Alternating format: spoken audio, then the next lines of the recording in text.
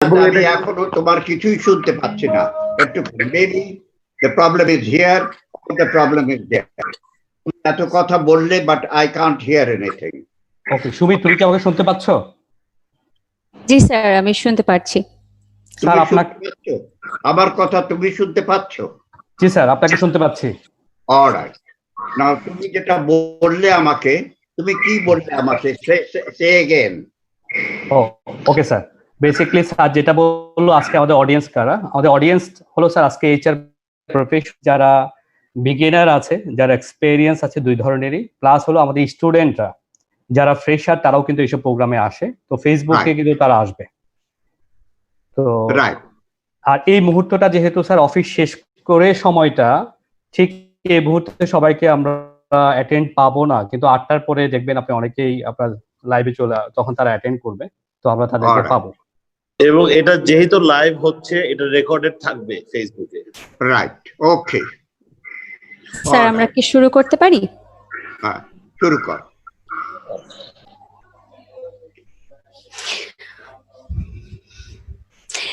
স্বাগতম সবাইকে Munshi presents 100 BD HR powered by Munshi HR Solutions Limited in association with College FM 101.6 আমি আজকের আয়োজনে রয়েছি আপনাদের সাথে উপস্থাপক হিসেবে আমি নাহিদ আফরোজ সুমি রয়েছি এবং সেই সাথে রয়েছেন মিস্টার ইমদাদুল করিম যিনি group head of HR Munshi. Imdad স্যারের 17 বছরের কর্মজীবনে তার বিভিন্ন অর্জন রয়েছে। তিনি head of HR and admin হিসেবে কর্মরত ছিলেন লোটো বাংলাদেশে। তিনি বাটা বাংলাদেশ, এপিলিয়ন গ্রুপ, ভিএলআরটেক্স, ঢাকা রিজেন্সি এবং ঢাকা হাসানিয়া মিশনে সুনামের সাথে কাজ করেছেন। তিনি associate member of BSHRM, EC and founder member of HR Club and fellow member of BOLD. স্যারকে আমন্ত্রণ জানাচ্ছি আজকের আয়োজনে এবং স্যার আমি ভীষণ রকমের আনন্দিত যে স্যার ইমদাদ স্যার কেমন আছেন? থ্যাংক ইউ সুবি আমিও খুব এক্সাইটেড আজকে আমাদের প্রোগ্রামটা শুরু হতে যাচ্ছে। বাংলাদেশের লিড মনোয়ার স্যার যাকে কখনো কল্পনা করতে পারিনি একটা কথা বলবো কারণ স্যারকে আগে আমি 2টা অনুষ্ঠানে পেয়েছি যেখানে স্যারকে কোশ্চেন করেছিলাম বাট একেবারে অল্প সময় পেয়েছি আর আজকে আমি খুবই এক্সাইটেড আমি খুব ভালো আছি সুবি ইউ ক্যান ক্যারি অন ধন্যবাদ স্যার। আজ শুরুতেই ইমদাদ স্যার বলে দিলেন যে আমি আসলে বলতে চাচ্ছিলাম একটু ভিন্ন রকম ভাবে যে আজকের দিনটাতে আমি ভীষণ রকমের আনন্দিত। ইনফ্যাক্ট আমরা সবাই ভীষণ রকমের আনন্দিত। প্রথমত আজ থেকে শুরু হয়ে গেল এখন থেকে মুন্সি HR সলিউশনস লিমিটেডের দারুণ উদ্যোগ মুন্সি 100 BD HR প্রোগ্রাম এবং যেই অনুষ্ঠানের মধ্য দিয়ে আমরা HR ডিপার্টমেন্টটা সম্পর্কে সম্পূর্ণরূপে একটা ধারণা নিতে পারবো এখান থেকে এবং সেই সাথে বলতে চাই যে এই আয়োজনের প্রত্যেকটা পর্বে আমরা বাংলাদেশের যে HR পরিবারটা রয়েছে সেই পরিবারের একজন গুণী ব্যক্তিদেরকে আমরা পেয়ে যাব সাথে যাদের কাছ থেকে তাদের যে অভিজ্ঞতা রয়েছে এবং ডিফারেন্ট যে টপিকগুলোতে আমরা কথা বলবো সেই টপিকে তাদের যে কথাগুলো সেগুলো আমি সহ আমার মতো যারা রয়েছেন তাদের পথ প্রদর্শনের জন্য বা আমাদের জীবনটাকে সুন্দর করে পরিচালনা করার জন্য একটা দারুণ পথ নির্দেশনা আমরা তাদের কাছ থেকে পাবো। এটা ছিল আমার একটা আনন্দের জায়গা। তার পাশাপাশি যদি বলতে চাই আমি আজকে ভীষণ উচ্ছ্বসিত। তার পেছনে কারণ হচ্ছেন কিছুক্ষণ আগে ইমদাদ স্যার যদিও বলে দিয়েছেন যে আমাদের সাথে এই যে শুভ যাত্রা এই শুভ যাত্রায় প্রথম দিনটাতেই যাকে আমাদের অতিথি হিসেবে সাথে পেয়েছে তিনি ভীষণ শ্রদ্ধেয় ভীষণ ভালো লাগার এবং স্বনামধন্য একজন ব্যক্তিত্ব যার প্রতিটি কথা আমাদেরকে ভীষণ রকমের অনুপ্রেরণা দিয়ে থাকবে বা দিয়ে থাকে। আজ আমাদের মাঝে সম্মানিত অতিথি হিসেবে রয়েছেন বাংলাদেশের যাকে বলা হয় HR গুরু লিভিং লেজেন্ড আছেন মনোয়ার আহমেদ স্যার যিনি CEO এবং lead consultant Monowar associates. Sir আজ আমাদের সাথে কথা বলবেন যে বিষয়টি নিয়ে সেটি হচ্ছে challenges of HR professionals and mitigates. আমাদের সাথে এই আনন্দের সময়টাতে আজকের এই ইনোগ্রেশনস ডেতে আমাদের সাথে রয়েছেন মুন্সির ব্যবস্থাপনা পরিচালক রাকিব মোহাম্মদ ফখরুল রকি স্যার। আমি স্যারকে অনুরোধ করব তার কিছু মূল্যবান কথার মধ্য দিয়ে আমাদের আজকের এই শুভ যাত্রাটার শুভ উদ্বোধনী হোক। স্যার।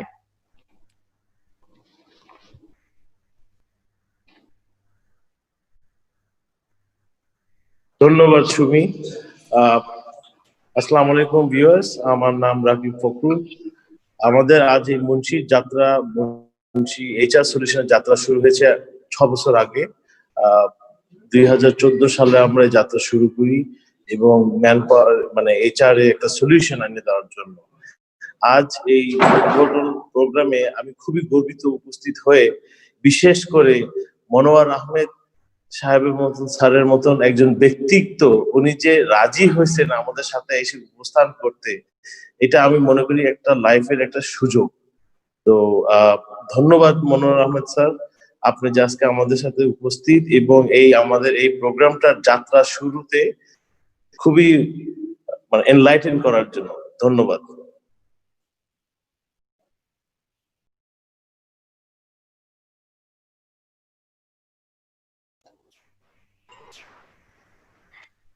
স্যার, আপনাকেও ধন্যবাদ জানাই যে এরকম একটা দারুণ উদ্যোগের শুরুটা করার জন্য এবং সেই সাথে আমাদের সবাইকে এত চমৎকারভাবে একত্রিত করে এরকম একটা উদ্যোগে অংশগ্রহণ করার সুযোগ দেওয়ার জন্য আমি এমদাদ স্যারের মাধ্যমে আজকের আমাদের সম্মানিত অতিথি মনোয়ার আহমেদ স্যারকে আমন্ত্রণ জানাতে চাই এবং আমাদের আজকের আয়োজনের শুভ যাত্রা শুরু করতে চাই। Emdad sir. Thank you Sumi. বলো স্যার, আপনি কেমন আছেন স্যার? আমি ভালো, আলহামদুলিল্লাহ। আলহামদুলিল্লাহ স্যার।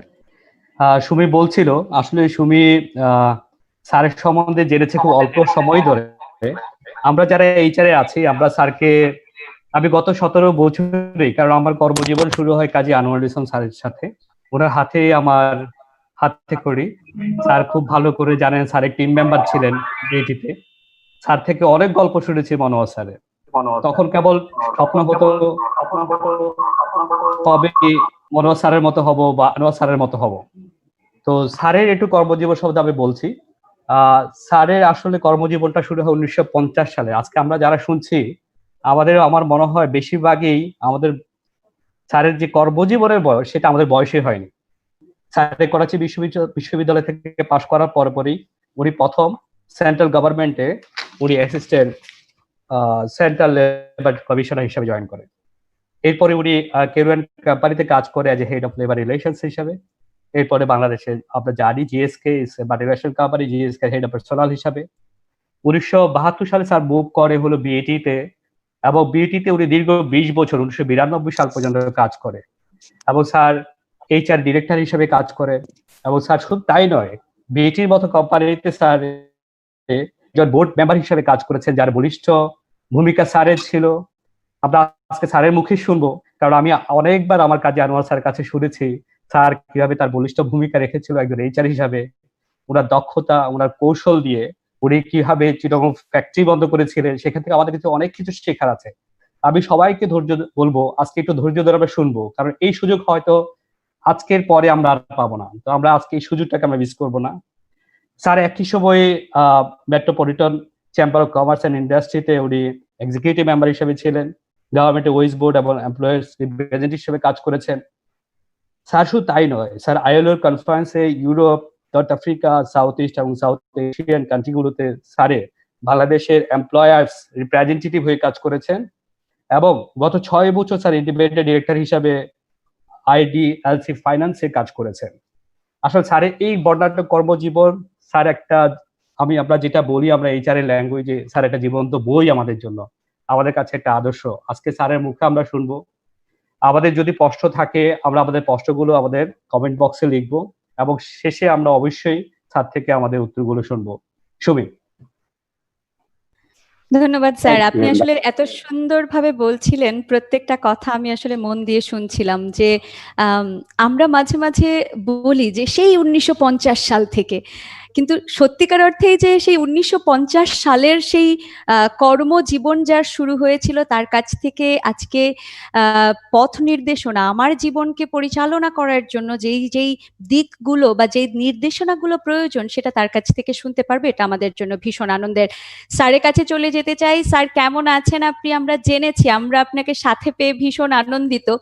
আমাদের এই একটা যে শুভ যাত্রা, আমরা 100 BDHR প্রোগ্রাম করতে যাচ্ছি, মুন্সি 100 BDHR। সো এই প্রোগ্রামটাতে আপনাকে সাথে পেয়ে আমরা যেমন আনন্দিত, আপনার অনুভূতির জায়গাটা একটু জানতে চাই স্যার। আমি সত্যি ইমপ্রেস যে তোমরা এইরকম একটা উদ্যোগ নিয়েছো, যেটা অনেক কোম্পানি, অনেক বড় বড় company they don't think it that way. কিন্তু আমি রিয়েলি যখন আমাকে telephone me and told me whether I can participate in that, and আমার কথা একটু বলি, and then how to identify the challenges of the HR department এবং কিভাবে সেটা মোকাবেলা করা যায়, এটা উনি শুনতে চান আমার কাছ থেকে। তুমি ঠিকই বলেছো যে আমি পাস করেছি 50 সালে, ম্যাট্রিকুলেশন পাস করেছি আমি 50 সালে। 57 সালে আমি I did my masters forest university থেকে। তার পরপরই পাস করার পরপরই আমি একটা চাকরি পেয়ে গেলাম, করাচিতে অ্যাজ অ্যাসিস্ট্যান্ট সেন্ট্রাল লেবার। তো আমি মনের দিক থেকে আমি বলবো যে I am a lefter. I really want an equitable society in this world. But এটা কবে হবে, আমি বেঁচে থাকতে হবে কিনা সে সম্পর্কে আমার যথেষ্ট সন্দেহ আছে। Because this is the conservative, absolutely a capitalistic society. 1% enjoys the whole world, 99% are not. Down the line, সেই সিচুয়েশনে কতদূর কি করা যাবে এবং এই সোসাইটি কতদূর কি করতে পারবে সে সম্পর্কে আমার একটু সন্দেহ আছে। But I really look forward যে একদিন এই দেশে এসব কথা বলতে গেলে তো আমার একটা বিপ্লব আসবে। এই বিপ্লবটা হবে একটা সোসাইটি কিভাবে চেঞ্জ করা যায় সেরকম একটা বিপ্লব এই দেশে আসছে। তার জন্য দরকার আমাদের শিক্ষা। সেই শিক্ষাটা সামহাও আমাদের নেই। যেদিন আমরা একটা শিক্ষা দিতে পারবো আমাদের পপুলেশনকে যে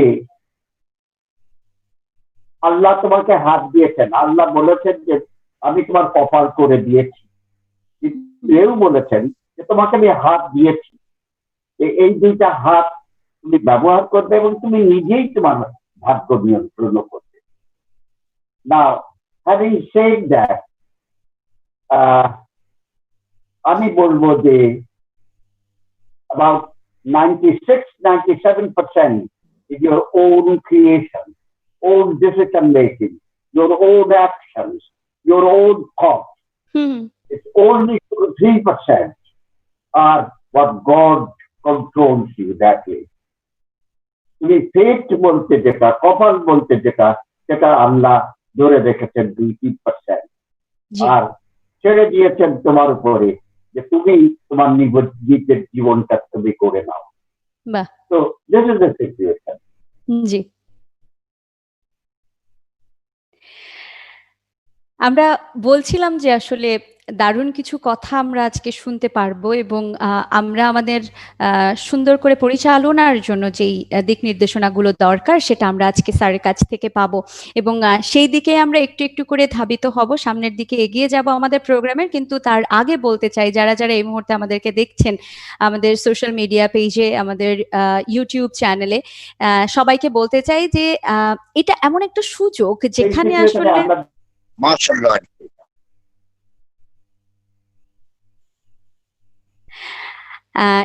যেটা বলছিলাম যে আসলে কাছে থেকে দূরে থেকে কাছে থাকার যে চেষ্টাটা আমাদের সেটা সব সময় থাকে, কিন্তু তার জন্য এই সময়টাতে আমাদের কিছু ডিভাইসের উপরে আমাদের একটু ভরসা করতে হয়। তো সেই ভরসার জায়গাটাতে দেখা যায় কখনো কখনো আমরা একটু বিচ্ছিন্ন হয়ে যাই। তেমনই একটা সময় মনে হয় এখন হচ্ছে যে আমরা নেটওয়ার্ক প্রবলেমের কারণে হয়তো স্যারের কাছ থেকে কিছুটা সময়ের জন্য ডিসকানেক্টেড রয়েছি, বাট আমরা খুব তাড়াতাড়ি আবারও স্যারকে পেয়ে যাব সাথে।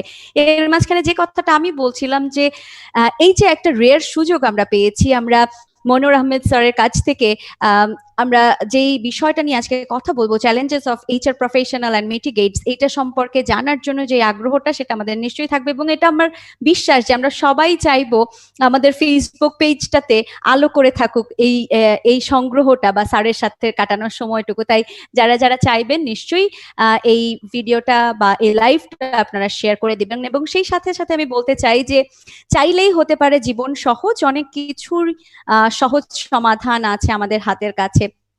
এখন BPO, recruitment, foreign secondment, payroll, outsourcing, training and skill development ও ম্যান পাওয়ার আউটসোর্সিং সার্ভিসগুলো খুব সহজেই পাচ্ছেন মুন্সি এইচআর সলিউশনস লিমিটেডের কাছ থেকে।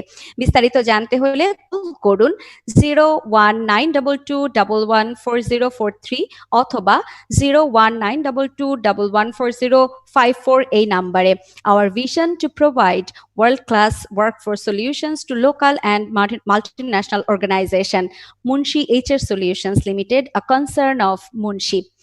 আমরা যেমনটা আসলে স্যারের কাছ থেকে শুনছিলাম, এমদাদ স্যারও এই জায়গাটাতে নিশ্চয়ই খুব সুন্দরভাবে একমত হতে পারবেন যে আমাদের প্রত্যেকেরই জীবনের অগ্রগতি বা আমরা সামনের দিকে এগিয়ে যাওয়ার প্রচেষ্টাটা করে থাকি, এবং অনেকেই রয়েছেন যারা সবসময় ভাগ্যকে দোষারোপ করতে থাকেন, ভাগ্যের নির্মম পরিহাস বলে থাকি আমরা, ভাগ্য আমাদের সাথে কেন এরকম করলো, এরকম নানা রকমের কথা বলে থাকি। কিন্তু আজকে আমরা মনোজ স্যারের কথার মধ্য দিয়ে আমরা আগেও জানতাম হয়তো, কিন্তু আজকে আমাদের এই লিভিং লেজেন্ডের মুখ থেকে যখন এই কথাটা শুনলাম যে জীবনটা আসলে সামনে এগিয়ে নিয়ে যাওয়ার জন্য আমাদের পরিশ্রম এবং আমাদের বুদ্ধিমত্তাকে খাটিয়ে তারপরে সামনে এগিয়ে যাওয়ার কোনো বিকল্প নেই। স্যার এখানে কি বলবেন এমদাদ স্যার? একেবারেই সত্যি সুবি। আসলে যেটা আবার চিন্তা করি লাইফে, কিন্তু তাও নাও হতে পারে, কিন্তু আমরা কি সেজন্য থেমে যাব? কখনোই না। যেমন আমার জীবন, যখন আমি কলেজে পড়ি, আমার খুব ইচ্ছে ছিল, আমার মারও ইচ্ছা ছিল যে আমি একজন আর্মির বড় অফিসার হব। এটা একটা স্বপ্ন ছিল আসলে, এবং সেই অনুযায়ী কিন্তু আমি অনেক অগ্রসর হয়েছিলাম। 2006 সালে কিন্তু আমি ফাইনালি কোয়ালিফাই করি আইএসবি তে, কিন্তু আমার রেজাল্ট হওয়ার আগেই এর আগে আমার শাহজালাল ইউনিভার্সিটিতে পরীক্ষা হয়। তো শাহজালাল ইউনিভার্সিটি যখন পরীক্ষা হয়, আমার পরীক্ষাটা খুব ভালো হয়েছিল, এবং আমারও বিশ্বাস ছিল আমি খুব ভালো সাবজেক্ট পাবো, কারণ সবসময় আগে শাহজালাল ইউনিভার্সিটি পরীক্ষা হতো, তারপর বুয়েটের পরীক্ষা হতো। তো আমি পরীক্ষা দিয়ে আসার পরে আমাদের মানে কলেজের যে নির্বাচন চলছিল, তো আমি নির্বাচন দেখতে গিয়েছিলাম। তো ফেরার পথে কলেজে বাসে ফিরছিলাম, যদি আমরা কলেজ থেকে বের হয়ে গিয়েছি, কারণ কুমিল্লা ভিক্টোরিয়া কলেজ আমাদের প্রাণের জায়গা, আমাদের ভালোবাসার জায়গা। তো সেখান থেকে আসার পথে ফেসড অ্যান অ্যাক্সিডেন্ট। তো সেই অ্যাক্সিডেন্টের পরে আমি হসপিটালাইজড হয়ে যাই, এবং হসপিটালাইজড হই। আমি শুধু কুমিল্লা যে মেডিকেল কলেজ সেখানে 1 মাস ছিলাম, সেখান থেকে আমি পঙ্গু হসপিটালে আরো 3 মাস ছিলাম। তো আমি যখন পঙ্গু হসপিটালে, তখন আমার বড় ভাই যেটা খবর নিয়ে আসলো যে আমার শাহজালাল ইউনিভার্সিটি রেজাল্ট দিয়েছে, and I got the chance in Shahjalal university in computer science. But ভাগ্যের যেটা খেলা, যেটা আসলে যে what is lotted can not be lotted, আমি সেটা করতে হয় নাই। তো সেখান থেকে আমি 1 বছর কিন্তু আমি আর কিছু করতে পারি না। এরপরে আমি স্টার্ট করি আজ ইকোনমিক্স ডিপার্টমেন্টে লেখাপড়া শুরু করি, এবং সেখান থেকে আমি যখন ডিপার্টমেন্ট থেকে লেখাপড়া করছি, তো তখন আমার ইচ্ছা হলো যে আমি কি করব। আমার বাবা বলতেন, বা যেহেতু বাবা ব্যাংকার ছিলেন, তো ইকোনমিক্সে বেশিরভাগ ছেলেরা ব্যাংকে যায়, কিন্তু আমার কেমন জানি ব্যাংকে যাওয়ার ইচ্ছা হচ্ছিল না। কিন্তু আমি সার্চ করছিলাম যে আমি কিসে যাব। তো সেখান থেকে আমি যখন মাস্টার্স করি, ইকোনমিক্সে মাস্টার্স করছিলাম, তখন আমি এইচআর সম্বন্ধে শোনা শুরু করলাম, কারণ তখনও আমরা এত বেশি এইচআর সম্বন্ধে শুনি নাই। তো আমার খুব ইচ্ছা হলো যে এইচআর কি কাজ করে, তবে এটা জানা শুরু করলাম। সেখান থেকে যখন জানলাম যে একটা HR department is work as a mother in company. They start from the তারা একদম রিক্রুটমেন্ট থেকে শুরু করে একটা কোম্পানি সেপারেশন পর্যন্ত সমস্ত কিছু তারা কন্ট্রিবিউট করে। আমাদের বিশাল একটা শক্তি মানুষের সাথে কাজ করার, কারণ আমি আমার কলেজ জীবনে আমি একটু রাজনীতির সাথে জড়িত ছিলাম, তো সেখান থেকে আমি চলে আসছি মানুষের সাথে মিলেমিশে থাকা, আত্মীয় থেকে মিলেমিশে থাকা, সবার সাথে মিলেমিশে আমার ভালো লাগতো। যেহেতু এটা পিপল ওরিয়েন্টেড ডিপার্টমেন্ট, তো সেখান থেকে আমার আসলো যে আমি এইচআরে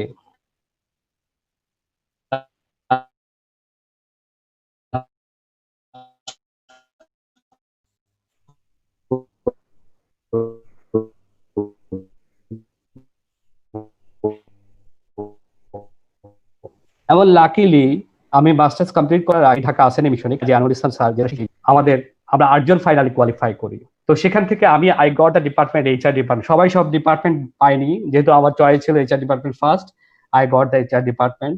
তো সেখান থেকে আমি কাজ শুরু করি, তো আমার ভালো লাগা শুরু হয়। আজকে 17 বছরে কিন্তু আমি ইমদাদ ম্যানেজমেন্ট ট্রেনি HR থেকে আজকে গ্রুপ হেড অফ HR আমি হয়েছি। আলহামদুলিল্লাহ। আমি কখনো কিন্তু পিছনে তাকাইনি যে আমি এটা কেন হতে পারিনি। তো আমরা আসলে ভাগ্যের উপরে বসে থাকলে হবে না, আমরা যেটা পেয়েছি সেটা নিয়ে সন্তুষ্ট থেকে আমরা যদি না আগাই তাহলে কিন্তু আমরা কখনোই সামনে যেতে পারবো না। একদমই স্যার, আমি যদি ভুল না করে থাকি এর মধ্যে আমাদের সাথে মনোয়ার স্যার যুক্ত রয়েছেন। আমরা কি স্যারকে পেয়েছি সাথে? স্যার মনোয়ার স্যার আমরা পেয়ে গেছি স্যারকে। বলবো তোমাকে স্যার আপনাকে আমরা এতক্ষণ আপনাকে সাথে পেয়েছি, আমরা ভেবেছিলাম যে হয়তো আপনি আমাদের সাথে নেই। স্যার আমরা যেমন করে শুনছিলাম এমদাদ স্যারের কাছ থেকে যে তার একটা স্বপ্ন ছিল তিনি আর্মিতে জয়েন করবেন, তারপরে তার একের পর এক পরিবর্তনের শেষে তিনি যেখানে এখন এসে দাঁড়িয়েছেন এবং যেখান থেকে শুরু করেছিলেন HR প্রফেশনটাকে বেছে নিয়েছিলেন, সেই গল্পটা শুনছিলাম। আমার খুব জানতে ইচ্ছে করছে একটু যদি আপনার কথা বলেন যে শুরুটা হয়েছিল একটু ভিন্ন রকম ভাবে, তারপরে HR প্রফেশনটাকে বেছে নেওয়ার আসলে কারণটা কি ছিল? এই পথে হাঁটতে শুরু করলেন ঠিক কবে থেকে এবং কেন?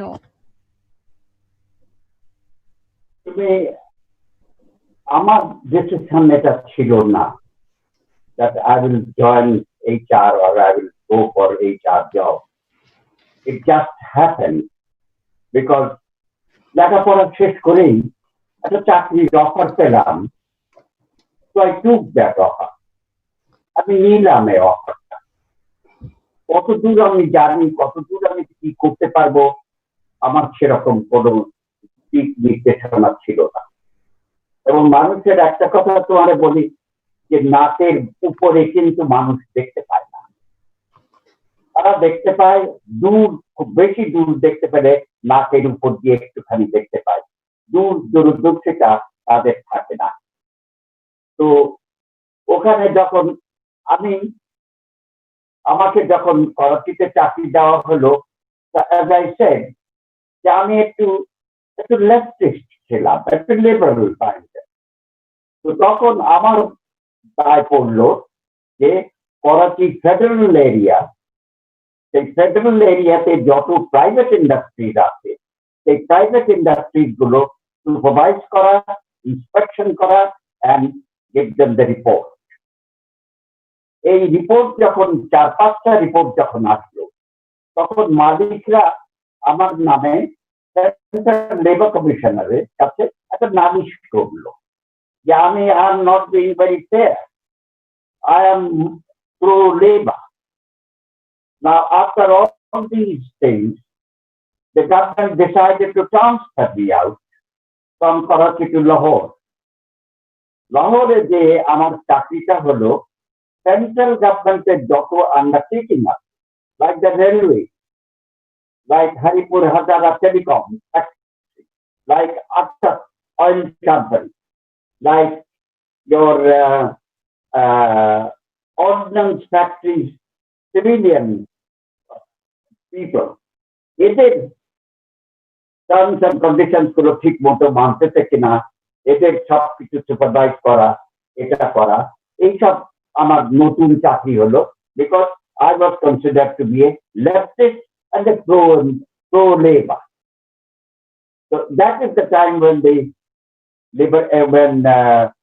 martial law was declared, and after some time, my name came up that this job is not there, but I am a surplus person. So I lost the job. Having lost the job, I came over to East Pakistan, being there East Pakistan. And again, as I say, যে আমার নিজের এক্ষেত্রে আমি বলবো না যে আমার নিজের প্রগতিতে আমি চাকরি পেয়েছিলাম পেরুয়ান কোম্পানি। I think এই ক্ষেত্রে আমার ক্ষেত্রে I would say largely it was the fate which got me the job.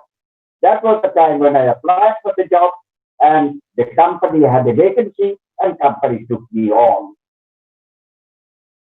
I learned quite a bit of job dealing with the trade union. In that state, এখানে একটু বলে নেওয়া উচিত যে আমরা যেটা আজকে বলি যে HR, this is a new concept. It used to be in labor. Labor, you manage labor.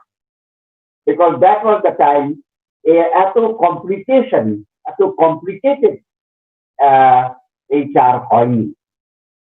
So I started with handling the labor. And then from there, I found that advertisement to Glaxo, and I moved to Glaxo. And there also, I became the personnel labor relations manager or personnel manager, whatever it is. That also primarily my responsibility was handling the trade union, handling the labor. Management, recruitment, management selection, management training, these were in the hands of the company top management. So if anyone asks me which one I know best, there are two parts. একটা হচ্ছে management acquisition, retention and development. আর একটা হচ্ছে industrial relations. And that is by far the most difficult part in this part of the world. Now, again in Glaxo, I dealt with the industrial relations part, not the management part. When I moved to BAT, then the entire responsibility for the management, acquisition, selection, training, and all those things, their succession plan, their individual career plan, performance appraisal, all these things came on my head. And again, side by side, it's an industrial relations job, responsibility. Now, I have quite a few.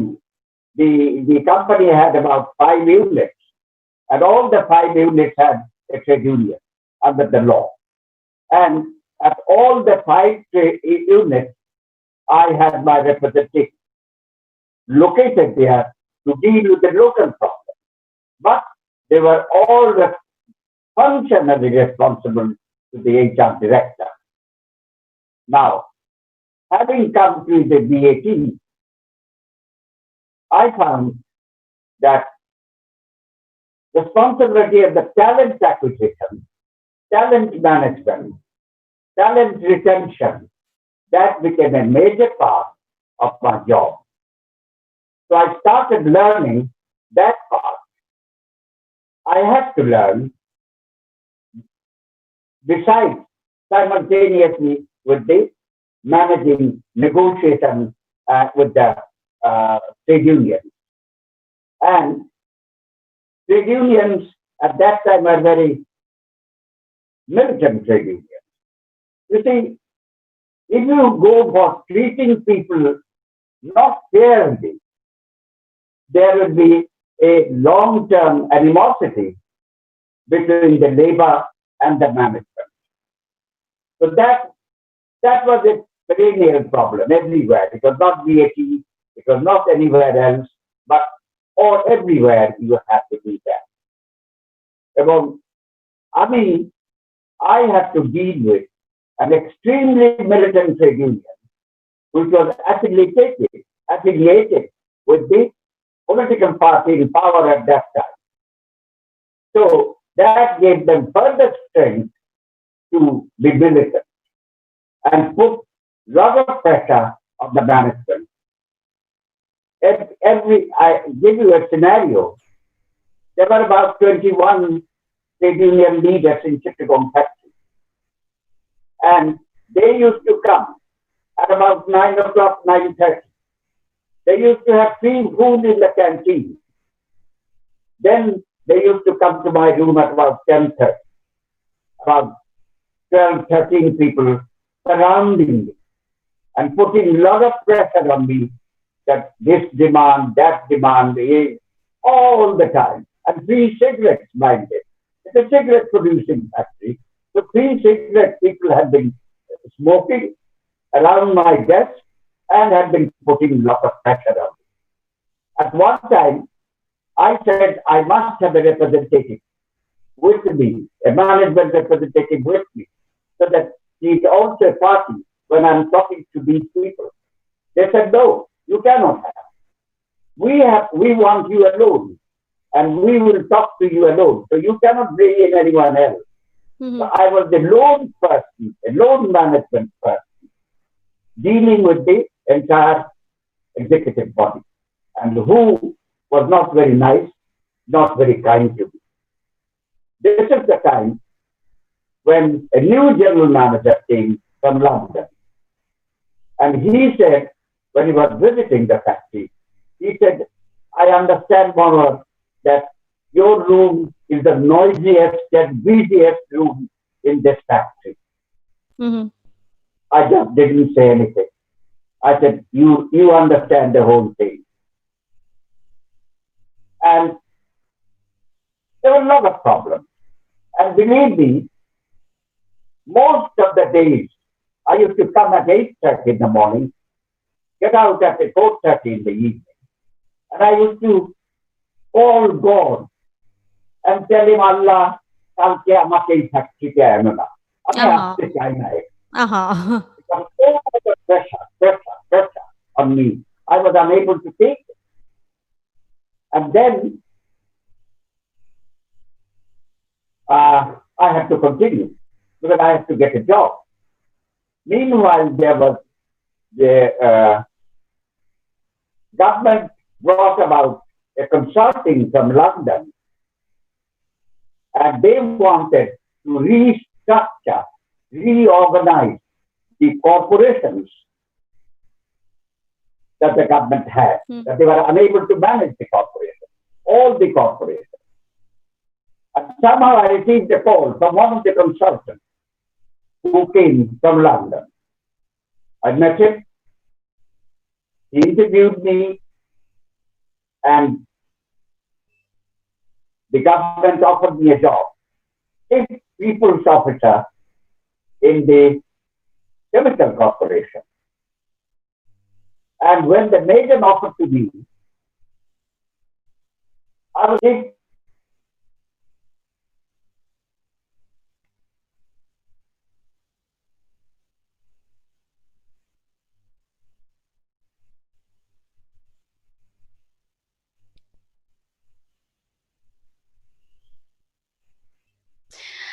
আবারও একই কথাই বলতে হবে হয়তোবা যে এই যে দূরে থেকে আসলে কাছে থাকার যে চেষ্টাটা আমাদের, সেই চেষ্টার জায়গা থেকে বারবার হয়তো একটু ইন্টারাপশন হবে, এবং এর মাঝখানে আমি একটুখানি কমেন্ট করতে চাই আমাদের সাথে। জি স্যার, আপনাকে আমরা শুনতে পাচ্ছি, মাঝখানে একটু শুনতে অসুবিধা হচ্ছিল। আচ্ছা, I'm sorry. So as I said, the দুটো party কিন্তু সমান responsibility. The management handling, where I said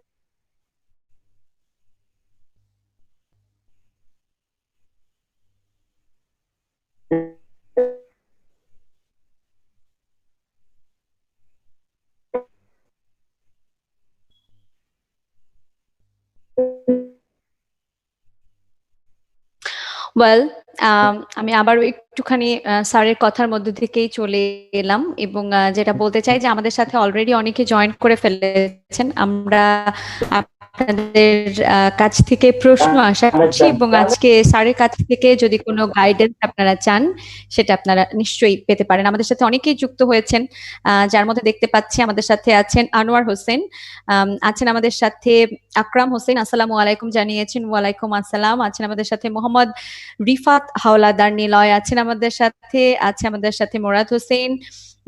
আমাদের মনোয়ার স্যারকে দেখতে পেয়ে তিনি খুবই খুশি হয়েছেন এবং থ্যাংক ইউ জানিয়েছেন মুন্সি এইচআর সলিউশনস লিমিটেড কে এত দারুণ একটা ইনিশিয়েটিভ নেওয়ার জন্য। আছেন আমাদের সাথে রাজীব অধিকারী, থ্যাংক ইউ জানিয়েছেন আমাদেরকে।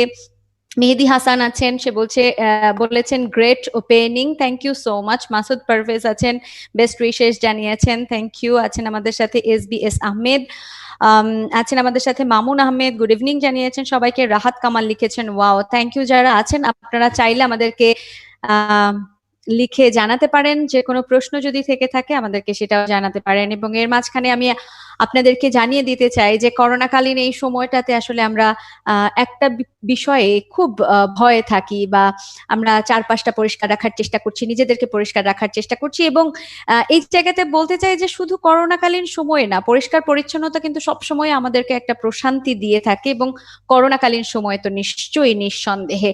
আর এক্ষেত্রে আপনাকে নিশ্চিন্ত রাখতে কাজ করে যাচ্ছে MBM মুন্সি বাংলাদেশ লিমিটেড, দেশের শীর্ষস্থানীয় ক্লিনিং ও ফ্যাসিলিটি ম্যানেজমেন্ট, জেনিটোরিয়াল সার্ভিস ও পরিবেশগত যত্নে এক আস্থার নাম MBM মুন্সি বাংলাদেশ লিমিটেড। সারা দেশ জুড়ে সরকারি অফিস, শপিং কমপ্লেক্স, শিক্ষা প্রতিষ্ঠান, কারখানা, দূতাবাস, সামাজিক ক্লাব ও হাসপাতাল পরিচ্ছন্ন রাখতে আপনার পাশে রয়েছে আমাদের MBM মুন্সি বাংলাদেশ লিমিটেডের সম্মুখ যোদ্ধারা।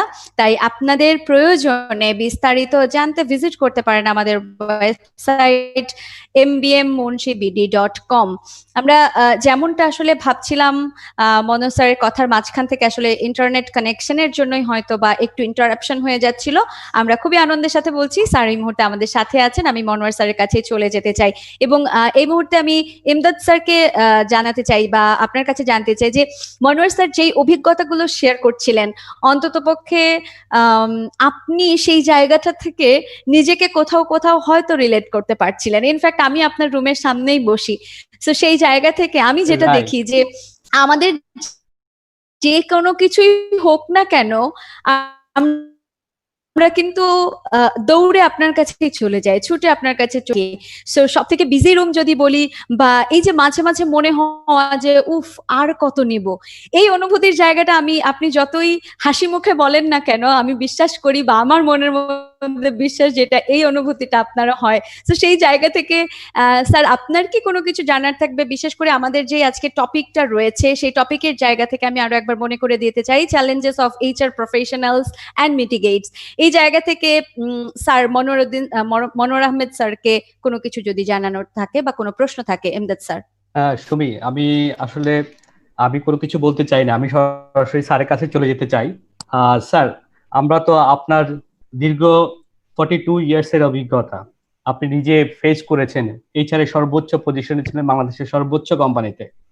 আপনি যদি আজকে আমাদের চ্যালেঞ্জ অফ HR প্রফেশনালস এবং আমাদের সেটা আমরা কিভাবে মিটিগেট করতে পারি সেটা আপনার মুখ থেকে আমরা শুনতে চাই sir.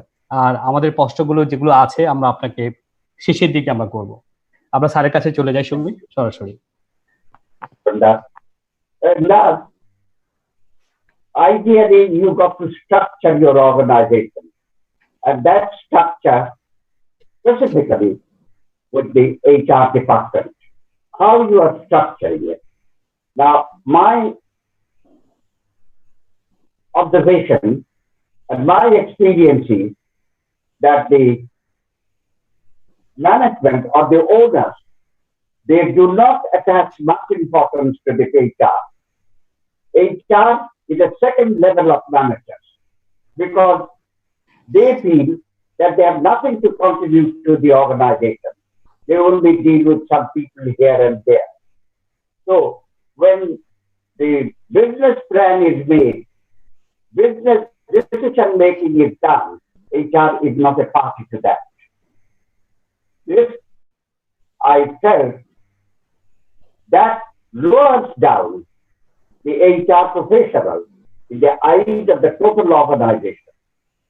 Because you see, you have a lot of functional directors, like marketing director, like the operational director, like finance director, you name it. They're all at the top end of the organization. But HR somehow is not taken in that at that level. They are seen to be lower. The reason being, আমরা তাদের কাছে প্রমাণ করতে পারিনি কোনোদিন যে আমরা we can also contribute. এটা আমরা প্রমাণ করতে পারি। তার কারণ I will blame myself for that. I did not understand the organization, how the organization runs. কত আমার operational cost আছে, কত আমার sales হচ্ছে, কত আমার marketing cost আছে, কত what is the percentage or proportion of the labor cost with regard to the operational cost. So these are the things we should prepare ourselves for to be able to contribute to the decision-making process so that the top management wants the HR to come over and join the meetings where the decision-making takes place and where the business decisions are taken place. Now, what is happening at the moment, you see, business decisions are made by the top management. HR does not know anything about it. Now, HR only told after the decisions have been taken that there is a problem possibly that we are going to make some changes in the operational procedure. Or for that purpose, that the productivity we want to increase, and this will be the change. So there will be resistance. Now you implement it. So see, the decisions I am making, where you are not a party, and I'm asking you that you implement my decision, which is not fair at all. So I personally feel that the HR should be at par with the top management, and he should be a party with the decision-making process. I'll tell you some more details about it. Now, একটা তোমার একটা general problem আছে এই যে the MD of MUNSHI Group, he said that the challenges of HR, no, the challenges are there all over. But HR is a bit more challenging. The reason being that they have to handle the human beings. They are not handling the machine. And the human beings have got their heart, their soul, their understanding. So they react. Machines do not react. Market cannot react like that, yes. Unless you make a decision, you take a decision that আমি আমার প্রোডাক্টের দাম বাড়ায় যাব. It will not be competitive in the market. Then you destroy your market. But right. Here, it's complex. You are dealing with the human beings. And that is, unless you are perceptive and you have a lot of empathy. You see, one thing I will say, that when a particular worker has gone to one of my managers and has asked for half their leave because his sister is very sick and in the hospital. The manager refused it.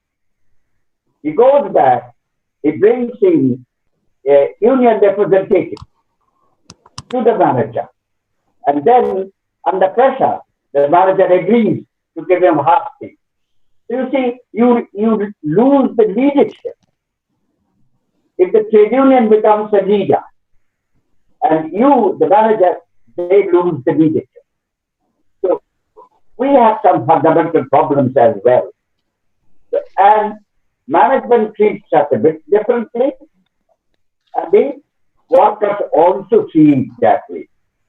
Now, when you are the HR head, you must enjoy the trust, the feeling of fairness, and a feeling of justice from the HR director. And unless you enjoy the credibility of 6,000 people, you are not a manager. You are not an HR director. Even if I write down at the back of you that you are the chairman of the company, but if the people do not accept you as the chairman of the company, you are not the chairman of the company. So people's acceptance, 6,000 people's acceptance, is the foremost thing that you will try for, being a fair and just person, so that they understand that you are a good human being and you also understand their other human beings' problems. This is one side of the whole thing. Unless you are given the power and authority. Now, if the organization is giving you the authority, the responsibility of managing the people, the organization must give you the authority. Without authority, you cannot carry out your responsibility. And with that, there must be an accountability. That if you do wrong, you are punishable. You will have to show cause why you did that. So these are the things which people see. 6,000 people see. What are you doing? So a time has come today where the management must take a relook at the organization HR structure, HR organization structure, and take a relook whether the practices and the policies of the organization are commensurate with the current day's thinking, with the modern thinking. Now you see, there was a lot of people who fitted into one shoe, one kind of shoe. But in the fourth industrial revolution that we are operating now in, the fourth revolution has brought in talents, good students, innovative, thinking, leadership, with all these leadership. They are coming in the organization, and they have started challenging that look, because we can commit much more contribution than the people who are here. And therefore, with the ACTA, one pay scale for a group of people, it is no longer valid. The salary range of a particular group of jobs, that you got to decide who should get more money, who does not fit into the salary range. He should be given more money and put in another salary range. Because you see, managers are in short supply in this country. And you got to get, acquire, retain these managers, good managers, if you want to grow, if you want to continue as a socially responsible organization. So we need good managers, and they have to be retained. And the retention needs a lot of things you've got to offer to them. You see, you must set, I do not know whether I'm going systematically or not, you must set the performance standards of the managers, of all people. What should be their performance standard? You set out the performance standard, introduce incentives, if there's a need for introducing incentives. The second thing, you give them a target, that in this particular year, these are the 4 or 5 targets I'm giving you, and you've got to achieve that. Based on that, your salary increase will take place. Your further promotion will take place. One.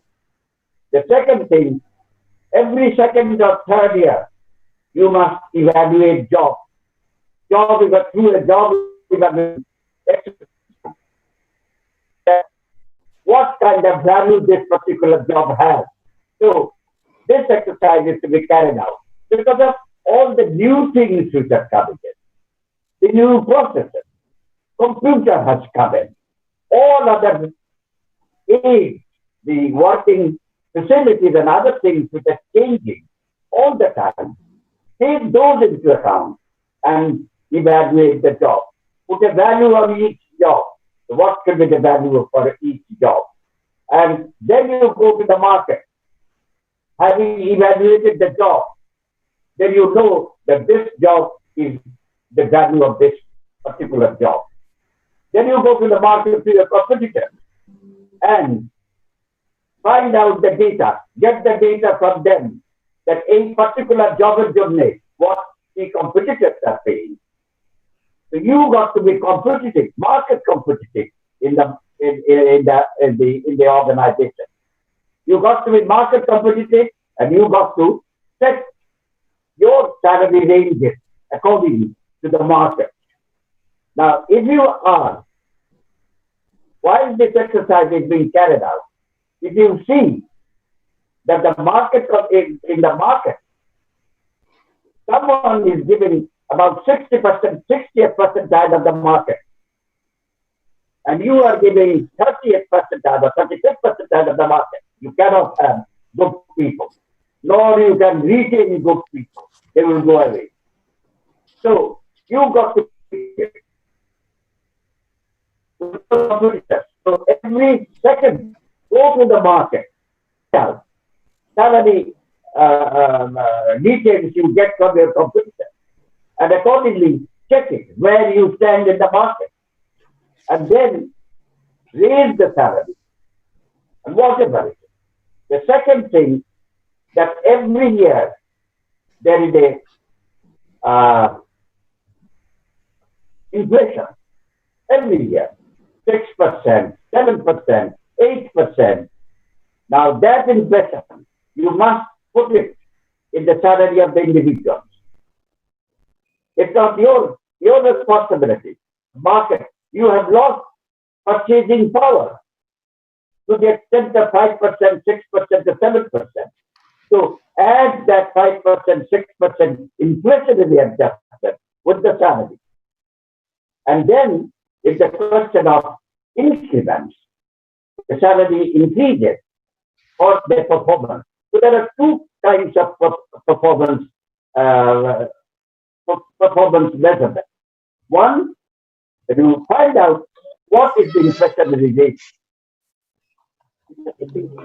Inflationary rate in the market, add it up with the individual salary, basic salary. And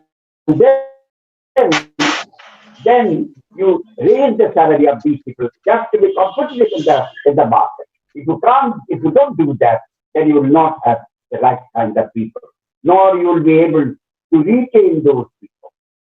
So that is a must. If you want to have good people, talent, and wish to get the growth in the organization and the continuance of the business, then you've got to have the right kind of people for the right kind of job. So then the question will come. You will have to drop a person at the level of the entry level. He has joined as a management cadre. And after 2 years, you make an assessment about his potential, how far he can go in this organization. And you decide at the time of assessment, performance appraisal. And you tell him that, look, as of today, based on your performance, I see you that you are going up to the mid-level manager. In some cases, the assessment will say that you will go, as of today, if you make further progress in your performance, you are the director material. So it helps both ways. You do not carry a trash who is not going to contribute to the organization, nor that poor fellow is going to waste his career in this organization. So he can decide that if My ultimate career is up to the mid-level manager. Let's be cut out of this mess now. And the management also takes the right decision that by telling him, we are giving him the message that your range, your promotion up to the range of mid-level manager. So this is the individual career plan. Now, when you find someone, a very potential young man, then, and you see that he is a director material or a CEO material, put all the training and development input in him. Put him up, send him to good training institute and develop him for different purposes for the total organization. Then it is the question of that every department has the management structure. And as an employer, your responsibility is, moral responsibility is to see that everybody is progressing. That not, if in the bank, a teller is a teller and he continues and retires as a teller for the rest of his life, that is not the management. You got to give him an opportunity to go up, move him up 1 or 2 steps. So everyone in the organization must have an opportunity to better his life, better his career. So when you see that the top man or his second man will be leaving soon, maybe by way of retirement or by way of just he leaves the job and goes away. What you should do, you should develop a succession plan for a person directly from the department, if it is possible. If it is not possible, from some other department, whether he can fill in the job, if that particular job holder drops dead so that he can take over the job immediately thereafter. Now we should prepare them for that. And we should develop the succession plan so that he succeeds. Now, in all the cases, the most important succession plan will be for those people who are being seen going to the top end of the organization. But as far as other people are concerned, it is also the responsibility of the management to see that they are also growing. I was really doing a consulting job in an organization. And after doing that, I said that your salary is not competitive in the market. So he said, but nobody needs you. I said, yes, because they don't know the market. You have not given him any training. You have not developed him. Therefore, he does not know where the market is. So he hangs on to his job, whatever job he's doing. And that is the reason that people do not leave. A similar thing in an international organization. I found that they were not marked. They said that we will pay in terms of dollars to our people. Then they changed their mind. They said that our competitors will only be the top class organizations, industrial organizations. And we will compare ourselves with their terms and conditions of service and our terms and conditions of service. I carried out their salary for three times.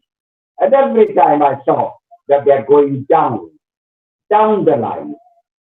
And they're not competing with the business organizations like VAT, like Liver Brothers, like any, you name it.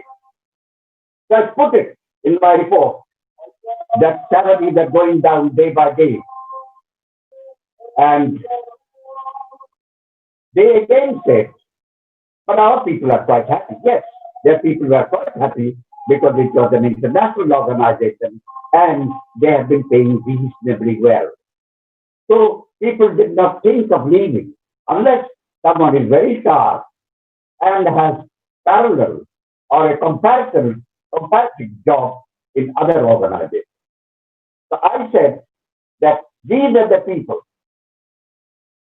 who are in the beehive, that they remain inside the hive and they do not know where the market is. And they're reasonably happy that we are getting reasonable money and reasonable organization, and so we should hang on to this. This is the reason that the people do not go. But you are not comparative with the local, with the international MNC, multinational organization. And based on that, a consultant came from London again to rearrange the package and other things. We sat down and we did that, and this has been on for some time. Now, this is one part of the whole thing. You got to acquire and retain the best talent available in the country. And this is the only way that you can keep them. Otherwise, they are not going to be there. Take another example, that someone came from a telephone industry saying that a new telephone industry has come and I'm losing people. They are taking away my people. So the CEO, who was an Australian, he came to me and he said that this is the problem and what to do. I said, I would like to meet your top manager. I went there. I asked them in that meeting, how many people have left so far? They said 12 to 15. I said, that's not a natural attrition. People will leave if they get better offers. They will leave. This is a natural attrition. Then I said, at what level and with what qualification that these people have left? They said that they're all salespeople and they're all MBA. I said, this is the wrong policy of the organization. Because MBAs are rotting on the street. And you find MBAs for selling soap, for selling cigarettes, for selling your telephone set. This is not MBAs are for. MBAs are for different jobs. For the sales job, yes, they take it because you give them a car, you give them reasonable salary, but the moment they get a better job, they will move. They don't care. In today's situation, the new breed, the new generation does not care to make a career. If he is there for 2 years and finds another job more responsible and more paying job, they will immediately get out of that thing. And again, I will say, in a very big seminar, I asked a question that if someone joins at the entry level as a manager with the highest potential, can he go to the top of the organization anytime in his career? I was told, it's a good question. It doesn't happen. The reason being, there are organizational dynamics that we got to think about a lot of other people, a lot of other things. So you will never get an opportunity to move from one job to the higher job to the higher job to the higher job. It's not possible. Then I felt that the only way that they can prosper is that the move. They initially he's in the organization for 5 years. He learns what the job is, what an organization is. And then he looks for jobs elsewhere, paying jobs, more responsible jobs. And he goes there. He stays there for another 3 years. He again changes the job. Now, if you have changed in your career 3 to 4 jobs, then you can reach the top of the organization. Because by then you have collected and gathered so many different kinds of experiences that you deserve to be at the top, at the peak of the organization. And I believe it, that if you don't do it, like me, a stupid fellow who stayed in VAT for 20 years, I had no business. I could have moved from one place to another place, but there was no place. There was no organization like VAT. Now, I used to think about VAT that, well, it is another organization, another multinational organization.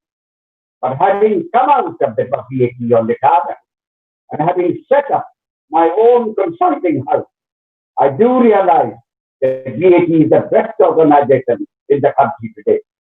And people, good people, all aim for joining VAT. If VAT is not there, then Unilever, and then Grameenphone, then other mid-level MNCs. So, you see, you got to retain them. You should be able to. Your foremost thing will be get the talent, retain them in whatever possible ways there are. Now, you may say that, so this is the salary range I have for this particular job. He is asking for more money. I can't give him the more money because my other people get upset. The point is very simple. This country is short of management, talent management. Very short. You just can't get from the street.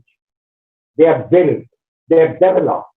And if you want to get them, which I do, if I want to bring a talent from another organization, let's say from Standard Chartered Bank, their first questions are the image of the organization, the salary, the development opportunity that this organization will offer him. And if you can meet all these things that he asks for before he decides to move from one organization to another organization, then you have to give all these things. And because it is a short supply talent-wise, so you got to give it to them. Recently, an incident took place where somebody asked me to give him a deputy managing director's job in a bank. And I found a person who was already a managing director's position holder. He can fit in. If I appoint him today, he can fit into the MD's job from next morning.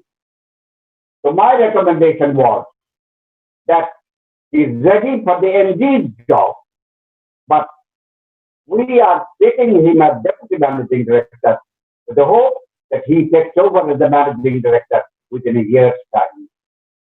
So this is the salary range I will think that you should take in. And if you wish to keep him, then this is the money that you got to offer him. Otherwise, you don't get it. And the owner asked me that, well, it's too much of money. I said, you got to pay for the material, the quality of the material. Now, in London, if you are buying something from St. Michael, and if you are buying him from another high-term organization, a sales firm, you got to pay for the quality. The differences in the prices will be different. He smiled at me. But didn't tell me anything. Then some time passed, 3-4 days passed. I asked the fellow that, have they made any offer to you? No. They said they will let me go. So I called the employer. I said, have you decided about this? The employer said, no, he was asking for too much of money. I said, all right. Then I called him in Singapore. He was working in Singapore. I called him in Singapore. And I said that, what did the employer say? They said that they can't pay this money. And I have not accepted the job. I said, you have done right thing. by not accepting the job. You will not take the job unless it is a more responsible, more paying job. And then he said, well, sir, I can only tell you after I came back from Bangladesh to Singapore. Another bank in Bangladesh has offered me as additional managing director in a much bigger organization, bigger bank. So you see, because of the shortage of talent, you've got to acquire talent, giving them whatever they ask for, because it is in the interest of your organization. You cannot keep on taking on average people and expect that your company will grow, your company will continue. It doesn't happen that way. You've got to pay for talent.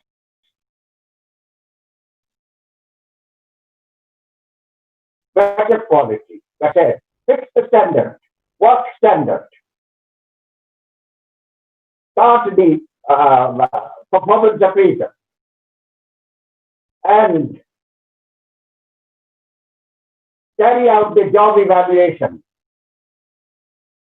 and the succession plan, introduce the succession plan, introduce the individual career plan, and then it's only then that it is a proper organization and proper arrangement or proper classification of things which you are using for taking on or taking care of good people. Average people, they will not leave. But talent, you cannot keep them just like that by not treating them, by not little bit pampering them. If you see that he is a talent and he is contributing. Having said that, this is one part of the challenges that we are facing today in the HR part. The other part is the workers. There are a lot of pressures going on, societal pressure, political instability, and the pressures of the women liberation movement that they want equal status with the men. All these pressures going on, and you have to operate as a manager and run the organization under those pressures. So, it's a question of training and development. Training and develop them and offer them the competitive salary in the market. There will be tremendous pressure from the trade union, and you have to deal with that. These HR managers must be trained in the technique, negotiating technique, and in the negotiating ability to have a good outcome out of their dialogue and negotiation.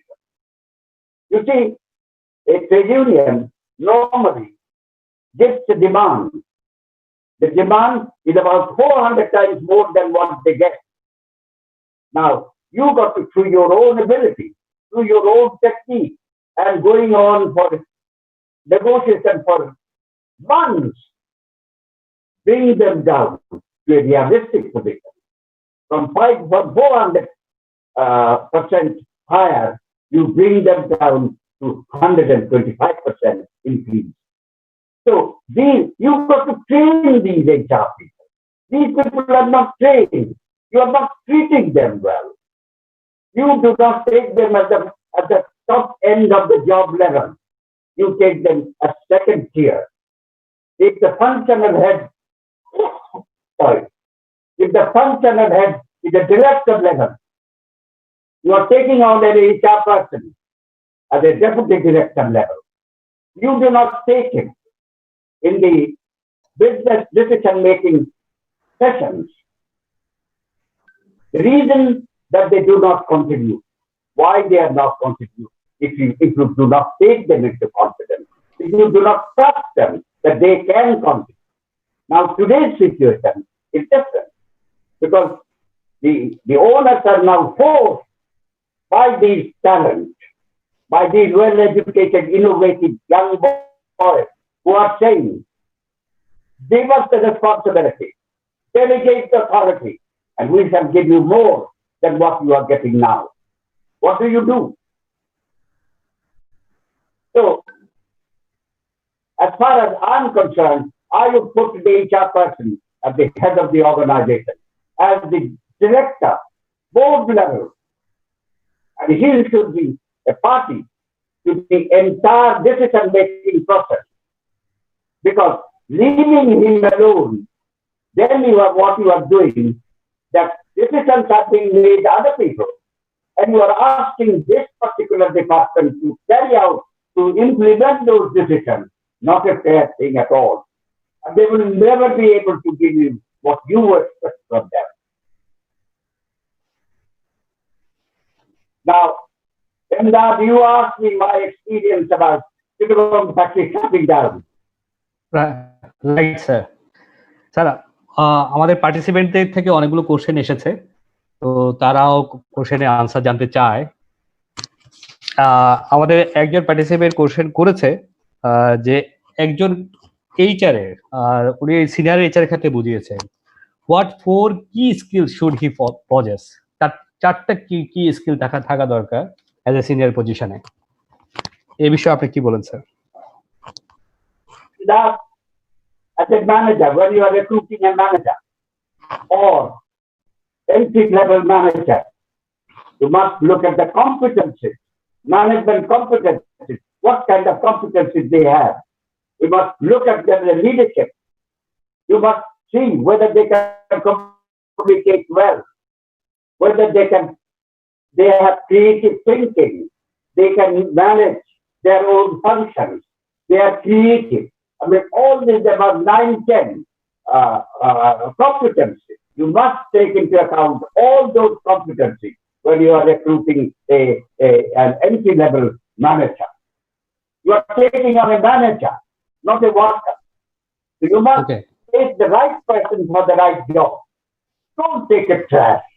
And don't just an MBA, you taking for a sales job that you will go on from shop to sell soaps.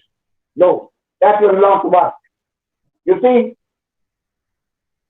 all that I suggested to them, take on a person from a national university, government university, who has done above average results. Take those people in for this particular job. They will stay. They will value the job. They will value the money. And they will value the career. But MBAs will not value the career at all. They will always try to get out of that place. Right, sir. Right.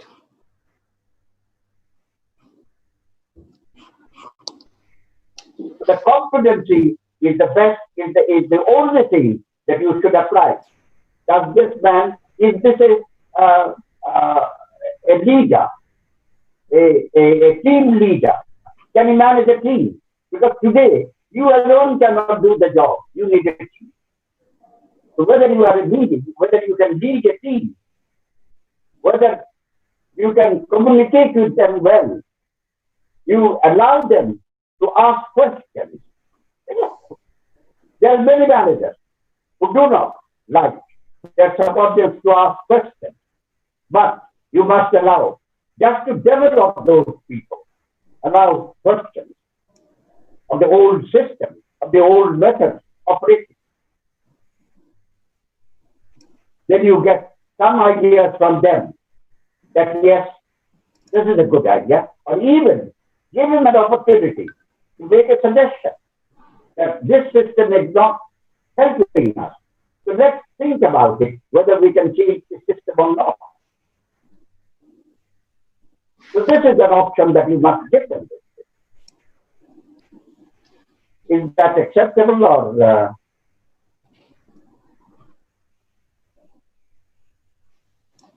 Sir, আপনি কি আমাকে শুনতে পাচ্ছেন? আমি শুনতে পাচ্ছি। Okay sir. Sir, এরপরে আরো একটা কোশ্চেন এসেছে। আজকে আমরা যারা এইচআর চালাচ্ছি, আমরা সিনিয়র পজিশনে বসে আছি, আমরা যে চ্যালেঞ্জটা ফেস করছি প্রত্যেকেই, তো এটা একটা কমন কোশ্চেন হয়ে উঠেছে এখন যেটা একটা এমপ্লয়ি যখন এন্ট্রি করে একটা কোম্পানিতে অ্যাজ এ ম্যানেজমেন্ট এমপ্লয়ি হিসাবে, তখন সে কিন্তু তার সার্ভিস কন্ডিশনস অ্যাপয়েন্টমেন্ট লেটার অনুযায়ী সে আসে। তারপর সে যখন কোনো কিছুতে ডিপ্রাইভড হয়, তখন সে যে বলে যে আমি তো লেভেল অনুযায়ী এটা পাই। তো এই বিষয়টা আপনি কিভাবে দেখেন sir? No, if someone is not getting something according to the terms and conditions of service, then he goes and tells the management, it is only labor law under a file. Is that right? And that is that right? Sir আমি শুনতে পাচ্ছি sir. Is that right? If that is right, if that is right, management terms and conditions of service are dictated and regulated by the terms and conditions of service which have been given in the letters of appointment. If the letter of appointment has said that you will get 1 month's salary and no reason for your outing, they will give you 1 month's salary and will say thank you very much. No court will accept that because this is under different law that the managers are dealt with. G sir. আমাদের পার্টিসিপেন্টের মধ্যে একজনকে আমরা দেখতে পাচ্ছি, উনি group head of finance accounts হিসেবে আছে আমাদের মুন্সিতেই। তো উনার একটা কোশ্চেন ছিল, আমি শামসুদ্দিন সাহেবকে বলবো একটু আপনি যদি আপনার কোশ্চেনটি করেন। শামসুদ্দিন সাহেব, আমি শামসুদ্দিন সাহেবের ডিস্ট্রাকশন, উনার একটা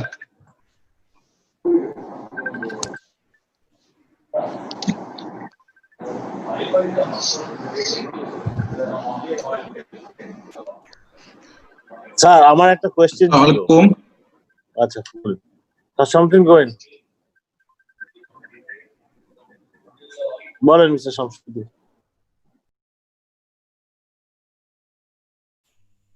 স্যার আপনার মাইক্রোফোনটা একটু যদি আনমিউট করে তারপরে কথা বলেন। শামসুদ্দিন স্যার, মাইক্রোফোনটা একটু আনমিউট করে নিতে হবে।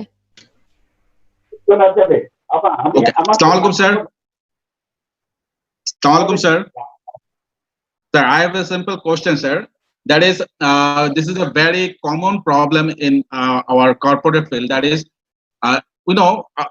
our economy is open market economy. That's why we can go anywhere in the world to search job. And the same thing in any countries, from any countries, people can come in Bangladesh to get a better job. So what we are seeing in our big corporate houses, they're recruiting huge expats from India, Pakistan, Sri Lanka. But actually, we are not able to send our expats to India, Bangladesh, Pakistan, or like this. But similarly, in the same in Bangladesh, there have a lot of expats who are better than Indian, Pakistani, or Sri Lankans. But our corporate houses are not recruiting these people or these expats, so that these expats are goes out from Bangladesh and they goes out from Bangladesh and they settle their life in first world countries like America, Pakistan, America, or Canada, or other first world countries.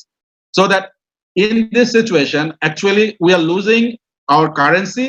At the same time, we are losing our expats who are our Bangladeshi people. They are doing in first world countries and they are doing better.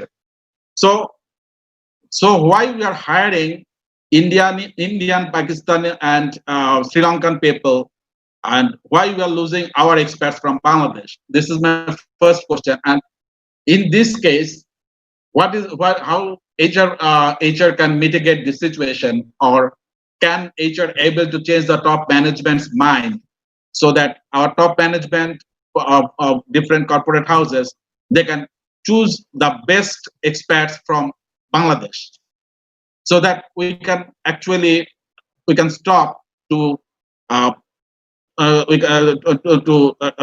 transfer the money to India, Pakistan, or other countries. And in India, I have worked with a lot of Indians and Pakistanis, and the Indians say, every day we like to salute you because of Bangladesh is one of the most foreign remittance country for India. But what is our HR department can do to mitigate this situation? That is my question, sir. This is the case which is not in the hand of the HR. First thing, the management says that we do not know our job.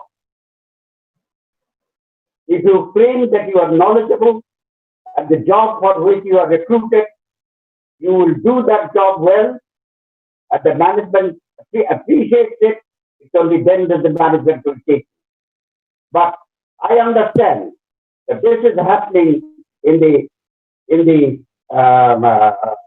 garment industry. They are bringing in people from India. They're bringing in people from Sri Lanka. They're bringing in people from all over. But our people do not. The structure is not there. Now the question, even the government does not know how many Indians are working in this country, how many Sri Lankans are working in this country, how many Pakistanis are working in this country, because they all come on a visitor's visa and continue staying there and remitting the money to India. Now, when I was the HR director of VAT, I asked for an expat from London to come in. So when I applied for this to the Director General of Industries, they used to ask me that, have you advertised for the job? And we say we have. Sometimes we said that we did not. It said first you advertise the job, and if we do not find anything, come back to us. We have gone back to them, and then they would ask us, they will give us a format. What is this particular job for which a Bangladeshi cannot be recruited, but you need someone, an Englishman? So we explained that why our people are not yet ready for doing this particular job. And the next question was, for how long you want to have it? Yes. We generally said 2 years. Then they asked us in the form, who is his successor? Who, the Bangladeshi who is being trained to succeed him, to take from him, and how long that will take. So we get all the information, detailed information. What is the salary? All the information. And it's only then that they used to give us the permission to get an expat. That was a fair game. But today's situation, we are under the thumb of Indians. And you see that India is now the hub of all the multinationals operating in the world. India is a bigger country, so they have their hubs there. And the Indians are pushing the expat managers or whatever it is, local managers, to send them to Bangladesh MNCs. And I can tell you something, the managing directors, Bangladeshi managing directors in these corporations, they are fed up. They want to give up the job because of the interference of the Indian regional office. But it is still going on. Government is succumbing to that. Government is accepting that pressure. Sir, can I ask a related question? That is, if government can make a policy that if any corporate house asks for any expat, if that expat is Bangladesh, if available in Bangladesh, they cannot bring those people from India, Pakistan, or other countries. That policy already exists. Okay, sir. Policy is already there. But we are not maintaining that, sir. That is the question. Because our locals lack that kind of commitment. As an employer, I will say, sorry,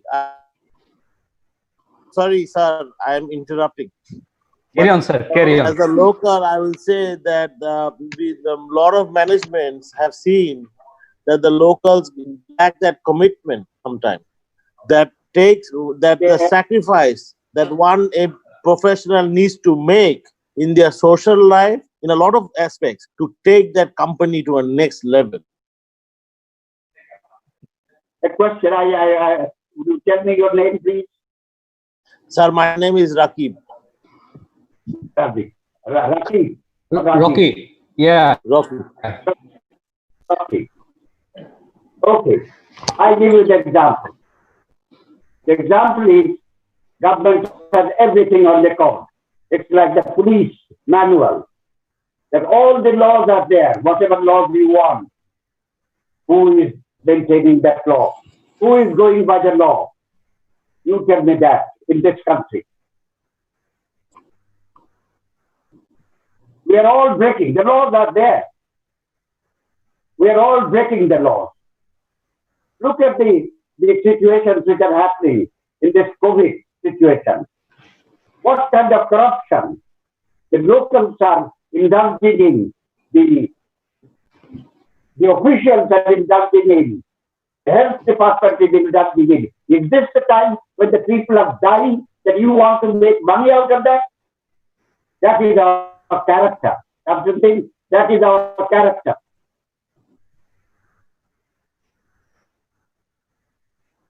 I cannot say that HR can do it unless HR really trains and develop our people to get a more responsible job.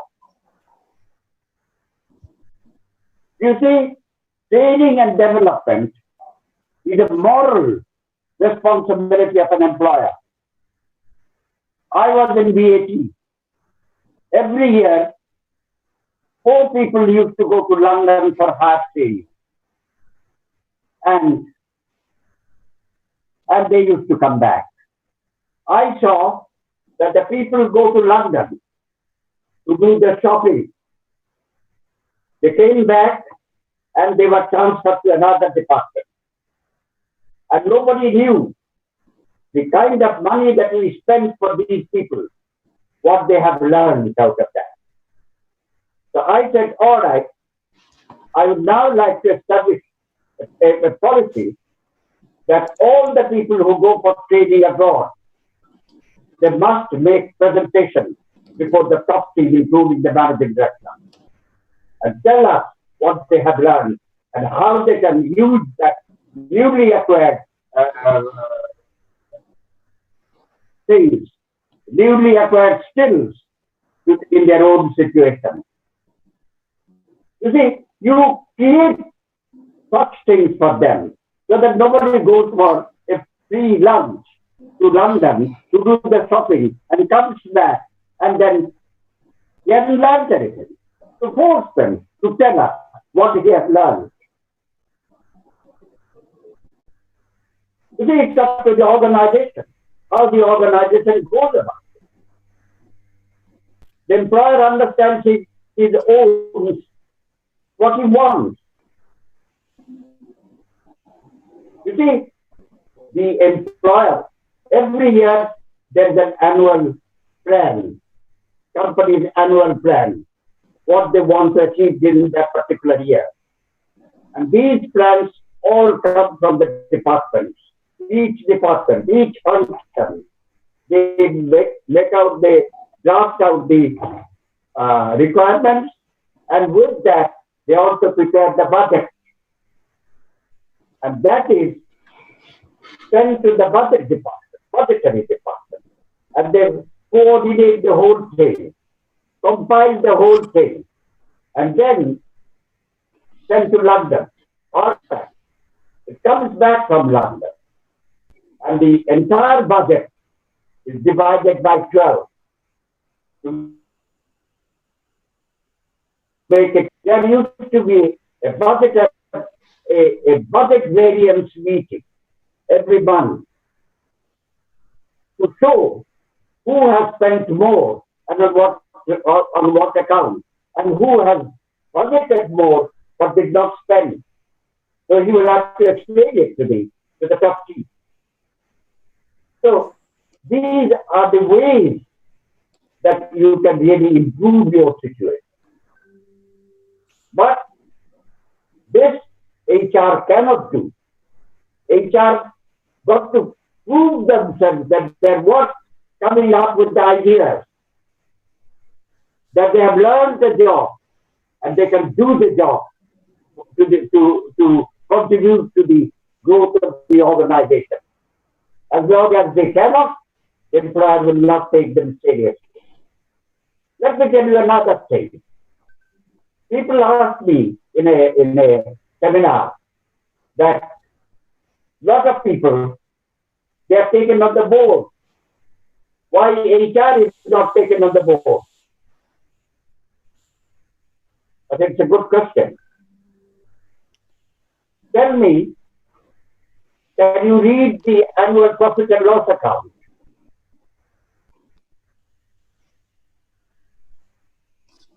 Sir কাকে জিজ্ঞাসা করেছেন? আমি যে লোক আমাকে জিজ্ঞেস করে ও যে আমি বোর্ডে যাই না কেন, HR বোর্ডে যাই না কেন, অন্য লোকরা যায়, বোর্ডে যায়, মার্কেটিং যাচ্ছে, অপারেশন যাচ্ছে, এটা যাচ্ছে, সেটা যাচ্ছে, আমরা যাই না কেন? আচ্ছা তোমরা যাও না কারণ তোমরা অঙ্ক বোঝো না, তোমাদের নাম্বারের পরে কোনো কমান্ড নেই।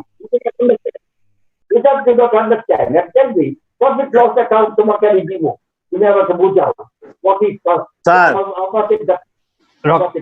রকি স্যার একটু ডিসকাশন করছি স্যার, একটু প্রশ্ন করতে যাচ্ছি। এমদাদ আমার group of head of HR, ও এখনো ব্যালেন্স শিট বুঝে না।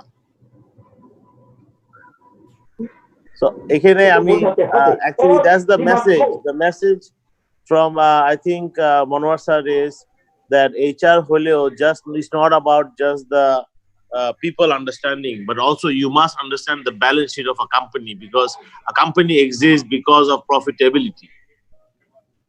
To contribute constructively to a board, HR must understand the organization, must go into the nitty-gritty of the organization.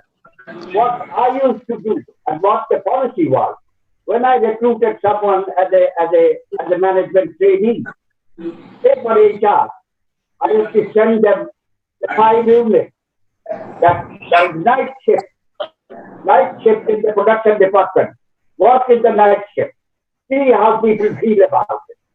Go to the deep area and see how far you can travel and how the needs is being produced and what rates are being given to the seller. So you got to give them an idea that look, you must understand the organization. To me as HR, দুই তিনটা মানুষ নিয়ে তুমি ঘোরাফেরা করো। আমাদের সময় যা বলছে তাতে করে আমাদেরকে একটু সামনের দিকে এগিয়ে যেতে হবে। আমরা আরো অনেক কোশ্চেনস রয়েছে, এই কোশ্চেনের দিকে যেতে পারি। এমদাদ স্যার প্লিজ আমরা পরবর্তী কোশ্চেনের দিকে যাই। আমরা সবগুলো কোশ্চেন নিলে আসলে আমাদের সময়ের মধ্যে শেষ করতে পারবো না। জি তো স্যার, আমার মনে হয় আমরা প্রোগ্রাম শেষের দিকে আসবো। আমি বড় স্যারকে বলবো শেষ করার আগে, সুমি অবশ্যই শেষ করবে। আমি একটু আমাদের একটা কোশ্চেন আছে, আমাদের কোশ্চেনটা করেছেন সেজুতি আহমেদ।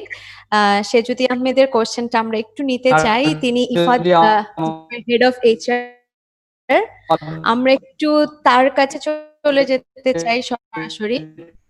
একটু র‍্যাপ আপ করে দেন স্যার, আপনার কথাগুলো আমি ক্লিয়ারলি শুনতে পারছিলাম না।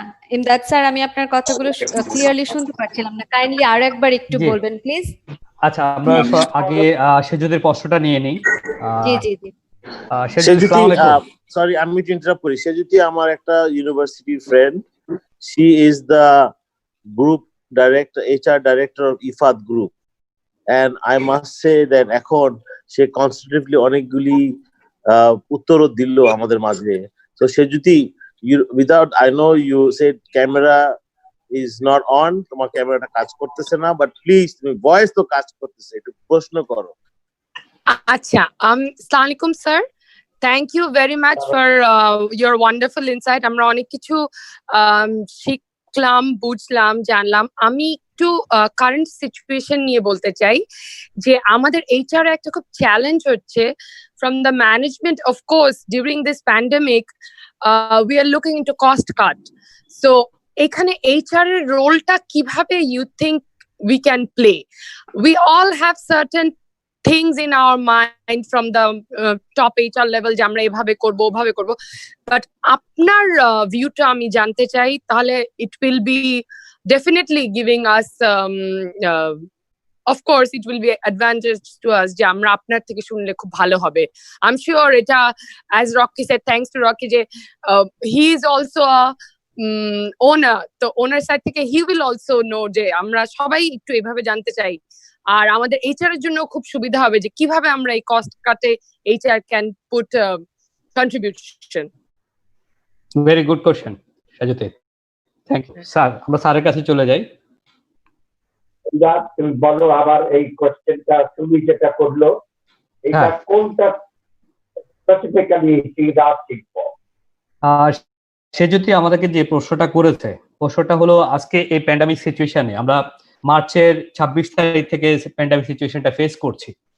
তো সেখান থেকে আজকে 19শে জুলাই বিভিন্ন কোম্পানিগুলো তাদের যে বিজনেস অপারেশন নিয়ে সবাই সামনের দিকে এগোতে পারছে না, অবস্টাকল আসছে, বিজনেস রেভিনিউ সেভাবে হচ্ছে না.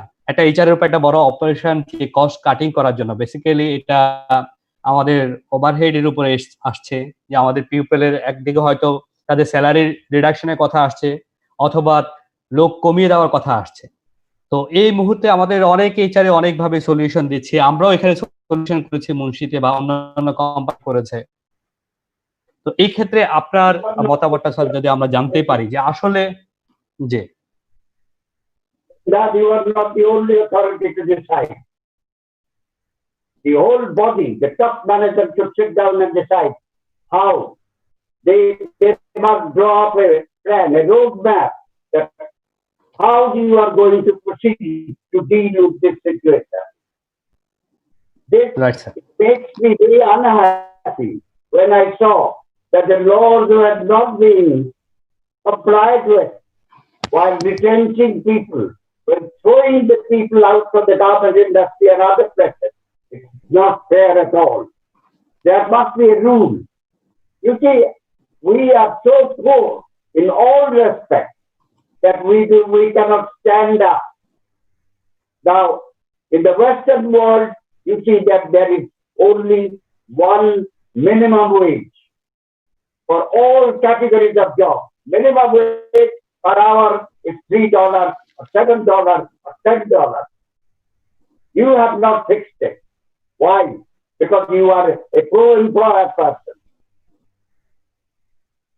What you should do, that what the government does, and I think it is there in my profile, that I was a member of the government wage board representing the employers.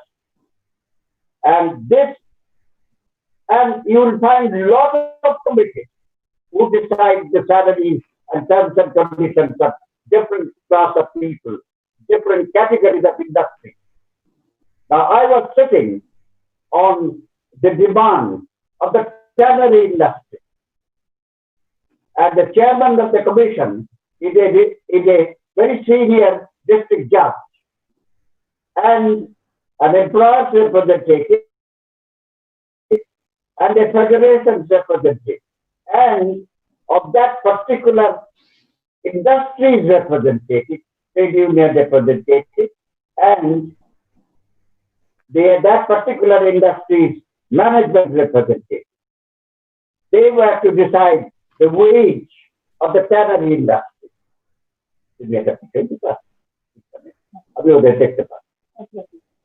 Okay. All right. Now, I went there and I saw, because completely different from my mindset, totally, how they are deciding on this salary of the people. Now, at one stage, I said that, sir, you are not really going the way we should really go, and the MNCs really go for deciding of the salary. wages of the people. It's a collective bargaining. You have not given the collective bargaining to the government employees or salaries, unions. Now, they raised the demand, they negotiated, they failed. Now, instead of trying the strength of the parties, you refer the matter to the wage board. Why did you do that? Leave it to them. And whosoever is strong, he will win. But, well, government has its own laws, government has its own principles, and then it was referred to them, and the commission, wage board, got to decide it. So how to decide it? As I said, let's do one thing in a simple way. Let's not go into multiple problems. Let us see when was the last wage was determined. They said it's about 12 years back. The last wage was determined. I said, if that is so, and meanwhile, no wage has been increased, the only thing I will say, for the last 12 years, whatever has been the inflation, that inflation you take into account. But that will be a big amount, 200%. I will suggest take 50% of that inflation and add it to their wages and decide on the wage, or decide on the salary of these individuals, of the salary industry. You see, there are ways to do it. We really do not know how to go about it. And then again I said that I may sound very rude, very harsh, because I was employer's representative. The trade union has been holding the seat of that salary management representative. Sir, give it to us. Sir, we are dying. Sir, we are doing that. After the industry management has gone, and that I only say, don't beg. Begging will not give you anything. Right, sir. If you can get out of the collar of the employers, get it. That's the only way that people will agree to your demand. Thank you, sir. If you get for the whole life of yours, you will not get anything from the employer, because they're different kinds. I will tell you. Sorry, you have again question. Sir আমাদের অনেকগুলো question এখনো রয়ে গেছে, কিন্তু সময় বলছে আজকের মতো আসলে থামতে হবে, আজকের মতো বিদায় নিতে হবে। আমরা আসলে একদম শুরুতেই বলছিলাম যে কথাটা, যে আমরা আপনাকে সাথে পেয়েছি এবং আমাদের মনে যত প্রশ্ন রয়েছে সেই প্রশ্নের জায়গা থেকে আমরা জানার চেষ্টা করবই, কিন্তু সময় কখনো কখনো থামিয়ে দেয় আমাদেরকে। আমি নিশ্চয়ই আপনার কাছে আবদার করতে পারি স্যার, যে আমরা আরো একদিন কোনো একটা সময় আপনার কাছে চেয়ে নিব, যেদিন আমাদের আরো কিছু কোশ্চেন রয়েছে মনের মধ্যে, সেগুলো আপনার কাছ থেকে জানার চেষ্টা করব। এবং যেটা শুরুতে বলছিলাম যে আমাদের প্রত্যেক দিনের চলার জন্য, আমাদের জীবনকে সামনের দিকে এগিয়ে নিয়ে যাওয়ার জন্য একে একে যখন আমরা এগিয়ে যাই, তখন আমাদের প্রয়োজন গাইডেন্স, এবং সেই গাইডলাইনটা আপনার কাছ থেকে আজকে যতটুকু আমরা সবাই মিলে পেলাম, এটা আমাদের জন্য ভীষণ রকমের বড় একটা প্রাপ্তি স্যার। এই প্যান্ডেমিক সিচুয়েশনে আমাদের কি করণীয়, আমরা কি করতে পারি, এরকম বৈশ্বিক মহামারীতে আমাদের মানে কি ধরনের সিদ্ধান্ত নেওয়া উচিত, তারও কিছু পথ নির্দেশনা আপনার কাছ থেকে আজকে পেলাম স্যার। আমাদেরকে এত চমৎকার ভাবে, এত চমৎকার একটা সময় দেওয়ার জন্য আপনার কাছে অনেক অনেক কৃতজ্ঞতা। এবং আমাদের এই যে যাত্রাটা শুরু হলো, সেই যাত্রায় আপনি আমাদেরকে সময় করে দিলেন, সুযোগ করে দিলেন আপনার সাথে কথা বলার জন্য, সেই জন্য আমরা সবাই ভীষণ রকমের কৃতজ্ঞ আপনার প্রতি স্যার। একদম শেষ সময়ে আমাদের লিসনারদের জন্য যদি কিছু বলার থাকে, এবং মুন্সি 100 বিডি HR যে প্রোগ্রামটা আমরা শুরু করেছি, এই প্রোগ্রাম সম্পর্কে একদম শেষ সময় এসে যদি অল্প কথার মধ্যে কিছু বলার থাকে। Ma, I really do not know the systems operating in MUNSHI organization. I would have to go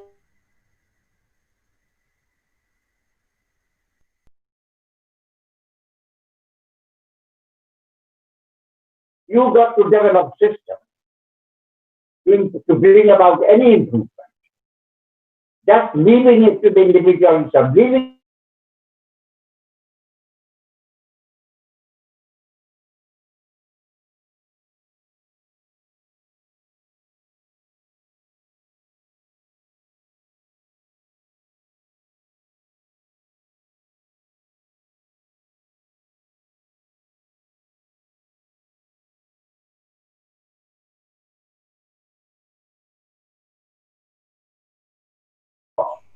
the business is not the place for them. Business is business. They have no relationship. They have no friendship. They have nothing. You deliver and I deliver. Very simple. You deliver, and if you deliver, I will deliver whatever you want me to deliver. But you will not deliver, and you will ask me to continue to deliver. It is never a one-way traffic. You got to learn the job.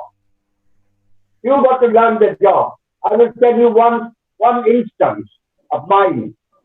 That's the last. Sorry, I'm taking a little bit of time, but I would like to tell you the only single achievement of my life is the shutting down of Chittagong Corporation. Company wanted, this factory was established in 1954. Machinery were not replaced or new machinery were not brought in, and the old machineries have been continued. And the lower brand cigarettes were being manufactured in Chittagong factory. On the other hand, Tata factory was manufacturing better brand, higher brand cigarettes. So it was decided by the company that Chittagong should be shut down. But that was the oldest company, employing 6,000 people.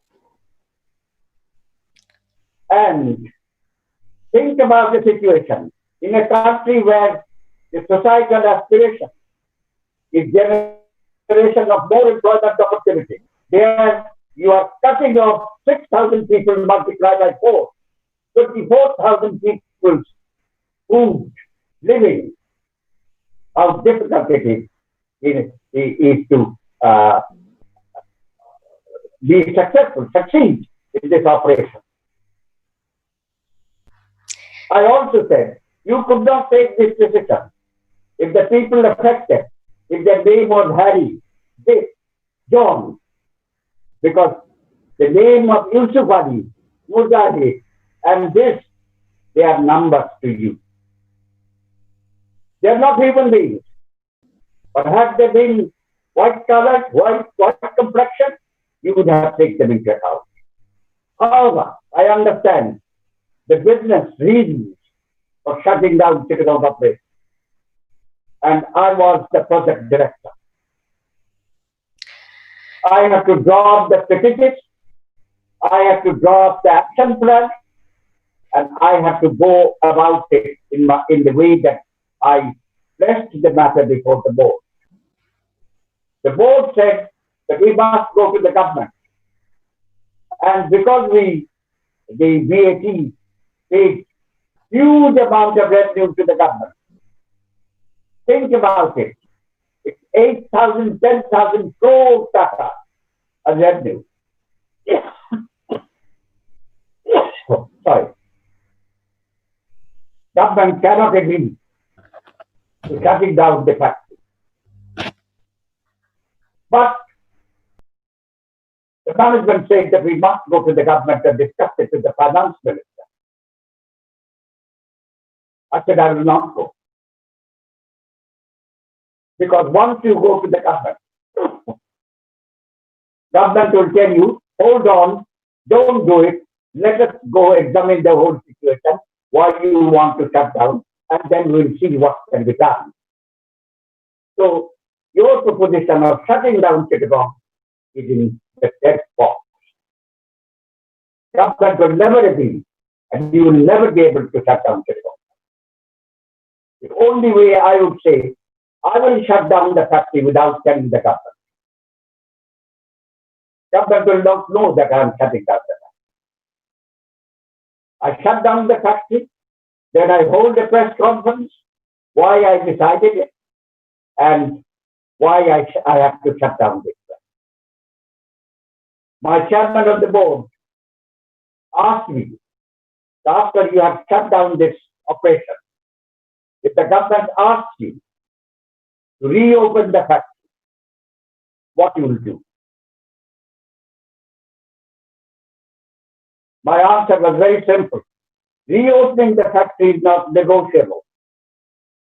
What is negotiable is money. I'm quite prepared to pay them the money, but I will not talk to the government about reopening the factory. Factory is shut down. And I was very generous in giving the compensation money for the people who lost their jobs. I had 20 crore in my hand at that point of time. But they could not take that money from me because they did not negotiate with me. They thought it was not possible. But that it was possible, they could not imagine.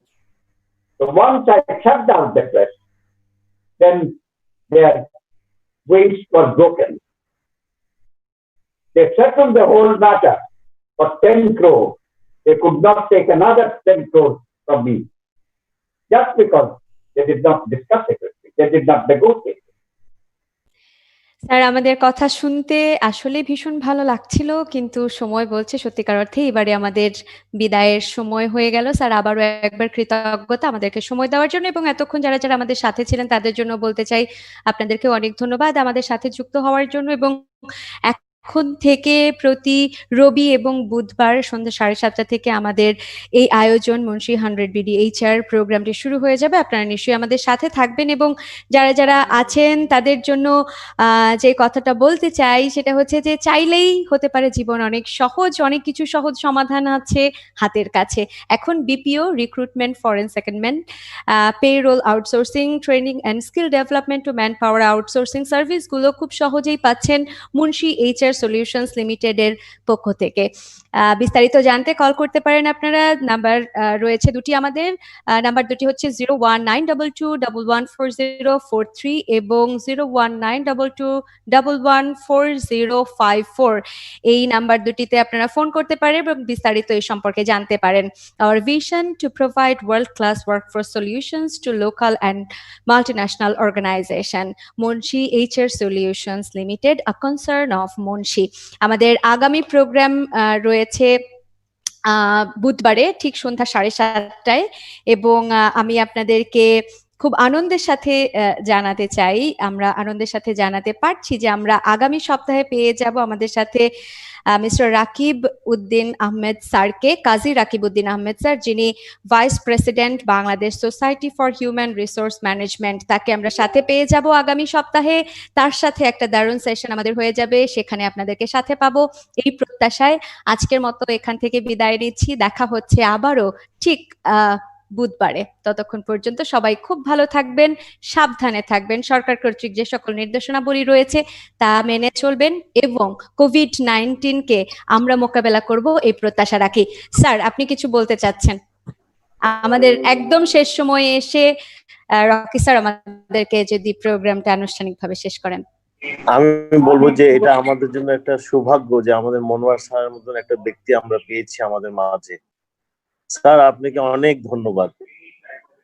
আপনার আজকে আমাদের এই প্রোগ্রামটা 1 ঘন্টার ছিল, 2 ঘন্টা হওয়ার পরেও মনে হচ্ছে যে আরো কয়েক ঘন্টা চালানো যেত, এবং আপনিও আমাদের সাথে মাঝে থেকে আমাদের সাথে ইন্টারাকশন করতে পেরে যে আপনি এত আনন্দিত হচ্ছেন, আপনার চোখে মুখে বলছে, তো আমি আসলে আপনার কাছে অনেক ধন্যবাদ স্যার। আমরা সবাই স্যারের জন্য একটা তালি দিতে পারি, ভার্চুয়াল তালি। সবাই একটু আনমিউট করে নিই, আনমিউট করে স্যারের জন্য একটা তালি দিতে পারি। সবাই সবাই একটু নিজেকে ভার্চুয়ালি আনমিউট করে নিই। হ্যাঁ, have a clap for sir. Thank you very much, sir. Thank you, sir. I hope that আপনি যে একটা মার্ক করেছেন বাংলাদেশের এইচআর ইন্ডাস্ট্রিতে, আপনারই এই উদ্যোগটা যাতে আরো অনেক বাংলাদেশে এইচআর ব্যক্তিত্ব পয়দা হয়, যে যাতে এটা ধরে রাখতে পারে। ধন্যবাদ স্যার। এদের শিখতে হবে, তারা না শিখলে তারা ধরে রাখতে পারবে না। The life is becoming more and more difficult. Organizations are becoming more and more difficult. Management is becoming more and more difficult. As Shiru said, that the payroll, e-payroll, then all other things, these are all systems. You got to develop the system and operate within the system to improve the organization. Without the system, you will not be able to handle it. And you got to teach yourself. So as a management, you should enjoy the capability of the people that work there.